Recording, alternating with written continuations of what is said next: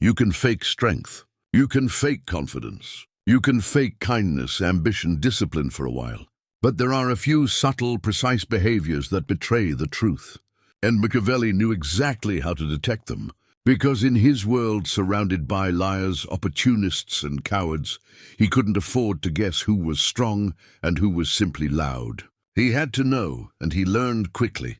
Weakness doesn't shout. It slips through the cracks. While strong men stay calm in silence, weak men expose themselves through patterns they don't even notice. And once you spot these patterns in your enemies, your colleagues, or even yourself, you gain an advantage. Machiavelli used like a dagger the power to identify weakness before it becomes a threat. These behaviors don't seem obvious. In fact, most people would miss them, but Machiavelli wouldn't. He studied men like a predator studies movement, and he discovered 3 behaviors that instantly give weak men away. Let's begin with the first and perhaps most subtle behavior: overjustification. Weak men explain. Strong men decide, that's it. A man who constantly defends his choices, over-explains his actions, or tries to make others understand him isn't being honest. He's being insecure. Machiavelli observed this in court all the time. A prince who was confident in his authority spoke little, but a minister, a merchant, a man pretending to be important, he talked constantly. He needed others to agree with his logic so he could feel sure of it himself. It's the behavior of someone whose identity depends on being liked, not feared, not respected, liked. And Machiavelli would see this for what it really is: a man begging for permission to exist. Overjustification is a smoke OKC screen for fear. Fear of rejection, fear of judgment, fear of power. And the truth is, any man who needs approval before he moves will never be trusted with real power. Because power requires silence. Power requires conviction. Power requires the ability to make a move and not explain it to anyone. So the next time someone keeps explaining their opinion, repeating their point, trying to sound reasonable or nice or morally correct, you're not hearing strength. You're hearing inner collapse in slow motion. But that's only the first behavior. The second is even colder: weaponized niceness. This is the most dangerous form of weakness because it wears a smile. Machiavelli knew that the most spineless men didn't always look afraid. They looked friendly, helpful, accommodating, but it wasn't kindness. It was submission disguised as virtue. See, a strong man can be kind, but his kindness is selective, deliberate, and never at the cost of his self-respect. Weak man, however, tries to be agreeable at all times. He agrees to avoid tension. He compliments to be liked. He stays quiet when he should speak. He apologizes not because he's wrong, but because he's scared. And when that doesn't work, when being nice doesn't earn him validation, he flips. He becomes bitter, sarcastic, passive-aggressive. Why? Because his niceness was never kindness. It was a strategy to avoid rejection, and when it fails, his real resentment leaks out. Machiavelli studied this in public figures constantly. He wrote, "A prince must know how to do wrong and not use it unless compelled." In other words, restraint is not the same as fear. But weaponized niceness is always fear. It's the posture of someone who doesn't know how to stand tall on his own. So he tries to stay small, hoping no one steps on him. And when you see this behavior in someone, this compulsive friendliness that turns sour under pressure, you found someone who cannot be trusted with power. Because real power demands the ability to set boundaries, to say no without apology, to face tension without collapsing into false smiles. Machiavelli would watch for this behavior like a hawk, because it told him this man's loyalty will break the moment it's tested. But there's a third behavior, more desperate, more exposed, and utterly humiliating to witness. And when you see it, you'll know you're standing in front of a man who fears being insignificant more than anything else. The third behavior, the one that made Machiavelli instantly classify a man as weak, was display addiction. You've seen it before. The man who always needs to be seen. The one who can't sit still without recognition. The one who posts constantly, speaks loudly, exaggerates every win, and turns every moment into a performance. Machiavelli saw these men everywhere, and he understood something most people still don't. The man who needs to be seen fears being forgotten. That fear, it's weakness, but not the kind that comes from poverty or lack of opportunity. The kind that comes from identity rot. Because display addiction isn't confidence. It's the panic response of someone who has no internal foundation. They think if they aren't being talked about, liked, praised, or envied, then they don't matter. The value disappears the moment attention does. And this is precisely why Machiavelli saw them as liabilities. These men will do anything for attention. Lie, embellish, betray. They'll expose secrets, turn on allies, make enemies out of thin air as long as someone is watching. Because in their mind, silence means death. Stillness means irrelevance. And the worst fate is to be forgotten. Machiavelli knew a man addicted to display is a puppet waiting to be controlled. And if you ever want to ruin him, you don't need to attack. You just ignore him. Take away the spotlight. Cut off the applause. Make him feel invisible. Watch how quickly he breaks. Because while strong men train in private, grow in silence and strike without warning, the weak man can't survive 5 minutes without being noticed. He's easy to predict. Easier to manipulate and impossible to trust. This is why Machiavelli feared weakness more than wickedness. Because at least a wicked man knows what he wants. The weak man, he wants everything but will trade anything to get it. And when you combine all three behaviors, the compulsive justifier, the fake nice appeaser, and the attention addict, you don't get a villain. You get a void. A man so hollow that he'll take the shape of anyone stronger than him. And that's what Machiavelli feared most. Not the loud ones, not the cruel ones, but the empty ones, because emptiness can be filled with anything. And when the wrong person gets close, they fill it with destruction. But here's where Machiavelli took it further. He didn't just identify weakness, he used it. He turned these behaviors into tools, predictors, leverage points. He knew that spotting a weak man early could mean the difference between power and betrayal. Because these men don't break when tested, they melt. And in politics, in war, in business, in trust, you can't afford to depend on someone who melts.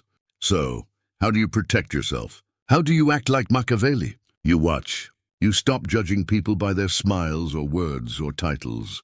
And you start judging them by their psychological patterns. You study what they do when no one agrees with them, when no one is watching, when noon praises them, or when no one gives them a reason to act good. You look for the cracks. Because the strong man doesn't panic in silence. He builds, he sharpens, he plans. The weak man, he performs, he explains, he crumbles. And once you can tell the difference, instantly you gain a weapon most people never even think to sharpen. Discernment. The power to see not just who someone pretends to be, but who they will become the moment life stops going their way. That's how Machiavelli chose his allies. That's how he avoided collapse. And that's how you outlast everyone who's still fooled by the surface, because beneath the right words and curated image, behavior never lies. Machiavelli didn't just spot weakness. He turned it into a ladder.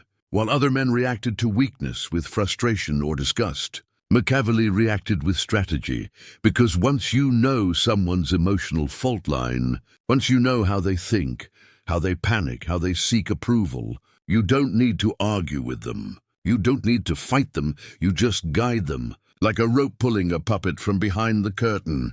Understood something critical. The weak man wants to be led. He just doesn't want to feel controlled. So Machiavelli gave them exactly what they wanted: praise when they felt ignored. Agreement when they felt insecure, flattery when they needed validation. Not because he respected them, but because he saw how easily they could be shaped. And that's where his true power came from. He didn't rely on strength alone. He didn't force anyone to obey him. He made the weak obey themselves by offering them just enough emotional candy to keep them addicted to his approval. It worked like this. He would spot the justifier, the man who needed to explain everything, and instead of challenging him, Machiavelli would listen. He'd nod, make eye contact, say, "That makes perfect sense." And instantly that man would attach himself to Machiavelli, craving more of that rare validation, willing to defend him, support him, even spy for him, all because Machiavelli made him feel understood. but it was never understanding. It was leverage. Then he'd turn to the people pleaser, the man who tried to stay nice, agreeable, helpful. He'd give him a job, make him feel chosen, let him feel safe, like he was finally part of something powerful. And that man, he would never betray Machiavelli, not because of loyalty, but because betrayal would mean losing the only thing keeping his fragile identity together. And then there was the display addict, the man who needed attention like oxygen. To that man, Machiavelli would offer the stage. He'd let him speak in meetings, let him take public credit for ideas that served Machiavelli's goals, let him wear the costume of influence. While behind the scenes, Machiavelli was the one writing the script, because he knew if you give a weak man the illusion of power, he'll never question who actually holds it. This is how empires are built, not with war, not with blood, but with psychological engineering. You identify the weak, then you let them build your palace out of their desperation to be seen, approved, and included. And if they ever turn on you, you don't fight. You just withdraw the attention. Let them collapse in silence. Let them destroy themselves in a desperate attempt to feel powerful again. Because nothing crushes a weak man faster than being ignored by the person whose approval shaped him. That's the Machiavellian art of handling weakness. You don't argue. You don't expose them, you weaponize them. And as they dance for the spotlight, you remain still, silent, watching. While they chase applause, you acquire power. But Machiavelli had one more rule, perhaps the coldest of all. Never let a weak man believe he's your equal, because the moment he does, he forgets who built him. He overreaches. He fantasizes about rebellion, so you keep the gap wide. You were just enough to keep him moving, but never enough for him to believe he no longer needs you. And if he ever tries to challenge you, you don't retaliate. You replace him. Because there is no shortage of weak men desperate for validation. But their eyes only one of you. That's the Machiavellian way. Not domination by force, but direction by instinct. Not managing people, but puppeteering their insecurities until they call it loyalty. You don't need a title. You don't need a crown. You don't even need to speak loudly to control weak men. All you need is understanding and silence. Machiavelli knew that the best manipulation doesn't look like manipulation. It looks like friendship. It looks like mentorship. It looks like presence. Because weak men are always watching, not for truth, but for signals. They move toward approval like moths to a flame. And once you know that, you can shape their entire behavior without raising your voice. This is how Machiavelli moved through courts, governments, and alliances without ever needing brute strength. He let weak men come to him, and then he played a role. He became the quiet listener to the over-explainer, the calm leader to the people-pleaser, the shadow architect to the attention-hungry puppet. He didn't resist their flaws. He fed them just enough to keep them performing. And in return, he got loyalty without effort. He got defenders without asking.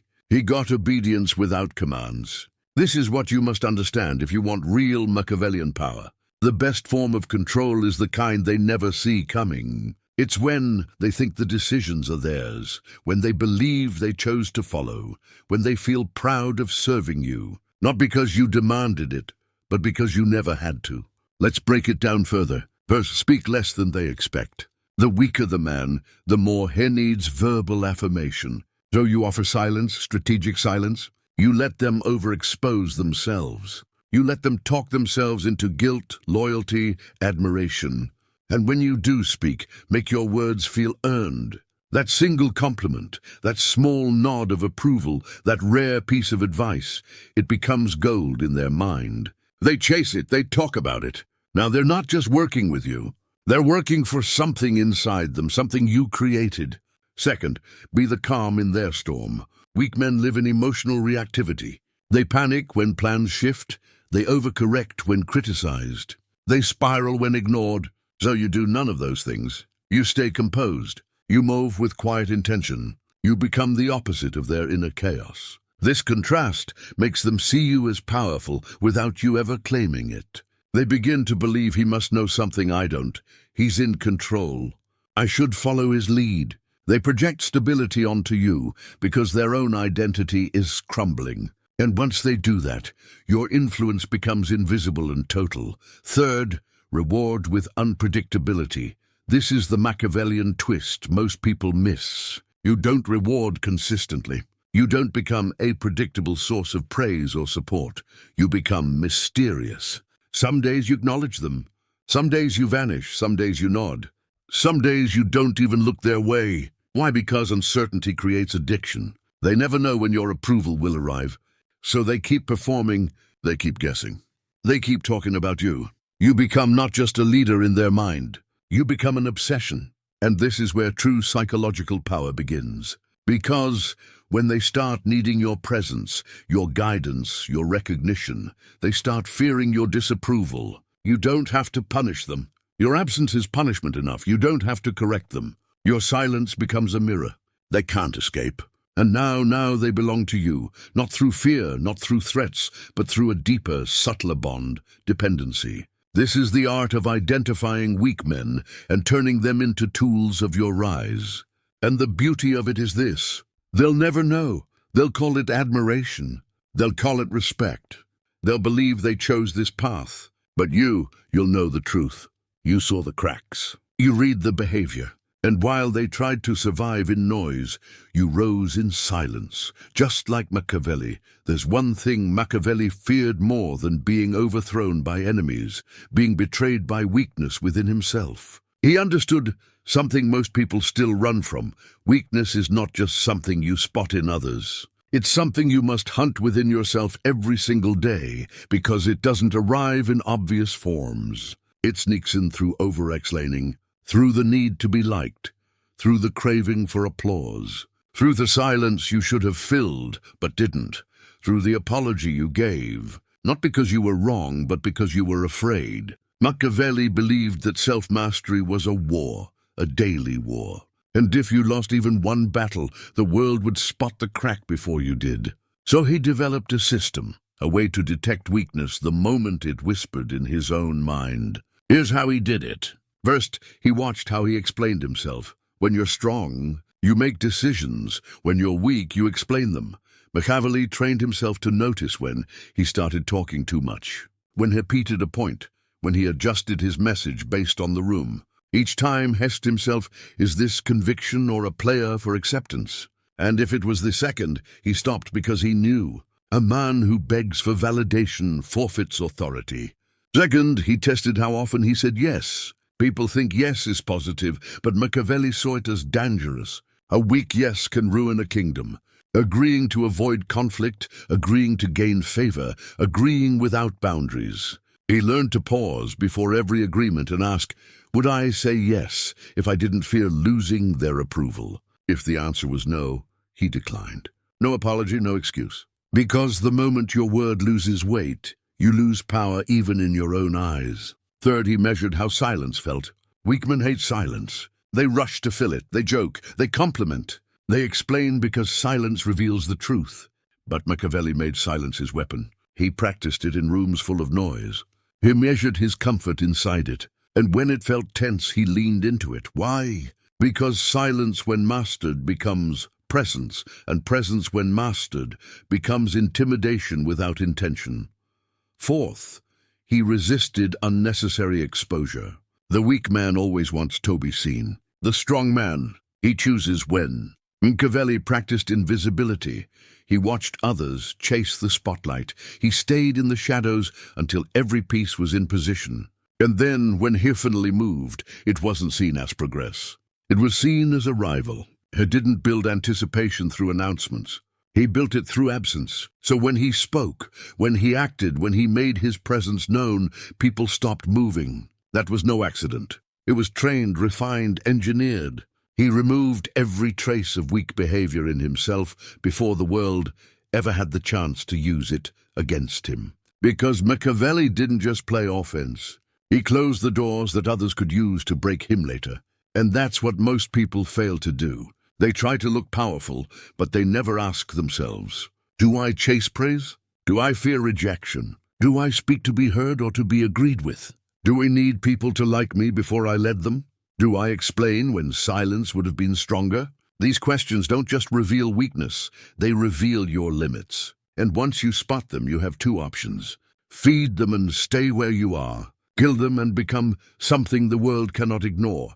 Because in the march of world, you don't get punished for being evil. You get punished for being predictable, emotional, weak. So you strip it out bit by bit, word by word, decision by decision, until one day you speak and people freeze. You move and people adjust. You lead and no one question. Show you got there because they won't see a man trying to look strong. They'll see a man who's been forged in silence. Respect isn't demanded. It's not asked for, and it's definitely not begged for. It's engineered, and Machiavelli knew the blueprint. He understood that the highest form of respect, the kind that doesn't fade in your absence, the kind that silences a room before you speak, comes from one thing: mastery over what weak men fear most. See, weak men fear discomfort. They fear being misunderstood. They fear being disliked. They fear standing alone in a room full of noise. But the Machiavellian man, he embraces it. He doesn't run from tension. He walks into it. He doesn't collapse under judgment. He sharpens under it. Because when you kill the instinct to justify, when you stop seeking applause, when you remove every trace of fear-driven behavior, you become something alien to the average man, something unsettling, something untouchable. And that's exactly why people begin to respect you. Not because you speak louder, not because you seem nice, but because you reveal nothing, and that terrifies them. It's human nature. We fear what we cannot figure out. So when you walk into a room and don't need to prove anything, when you hold your posture while others flinch, when your silence feels heavier than their best words, you change the dynamic. You don't chase respect. You become the source of it. People begin to shift their tone around you. They speak more carefully. They measure their words because they don't want to be seen as weak in your presence. Why? Because you've mastered what they haven't. You've killed the need for constant validation. You've silenced the voice that craves attention. You've made peace with your own solitude, which makes your approval incredibly rare. And rare things are always valuable. This is the final Machiavellian tactic. Make your respect expensive. Don't give it easily, don't flatter casually. Don't smile for free. Make them earn it. Because once they realize you aren't moved by charm, by pressure, by popularity, they'll adjust to your standard. They'll rise to it, or they'll disappear. And either way, you win. You either gain stronger allies or expose the ones too weak to walk beside you. This is how you rule. Not with power you shout about, but with power that's felt. The kind that makes people ask, why does he make me uncomfortable? Why do I care what he thinks of me? What does he see that I didn't? That's not intimidation. That's presence. And presence is built by removing every behavior that exposes weakness in them and in yourself. Because once you've done that, once you've purified your speech, refined your silence, and made your identity unshakable, you become what Machiavelli admired most. A man who doesn't just command respect. He doesn't give them a choice. Not through cruelty, not through fear, but through sheer undeniable calibration. You've become the standard they measure against, the mirror that reflects their insecurities, the quiet reminder that strength never needs to introduce itself. So let the weak reveal themselves. Let them talk. Let them seek attention. Let them chase comfort. And while they do, you build in silence with precision until one day they can't stop watching. And they'll never understand how they lost to someone who never even played their game. That's the final lesson. You don't expose weak men by confronting them. You expose them by never needing to. That is Machiavellian power.